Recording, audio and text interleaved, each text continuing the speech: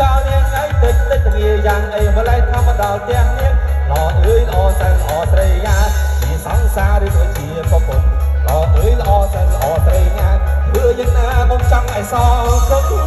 ចង់សងគុណនាងស្រីនាប្រាក់ពេញដីនឹងនាទ្រព្យធន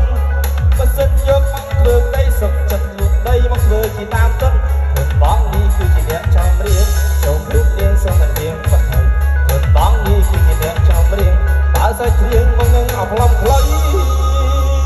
ហេបងមកនឹងហើយអពីលេចនៅស្រុកអាមេរិកគេហៅអ្វីសាញ់ទេបងមកនឹងហើយអពីឆ្ងាយនិយាយធ្លាក់ឲ្យមកចាយចំណាយស្ទៀវ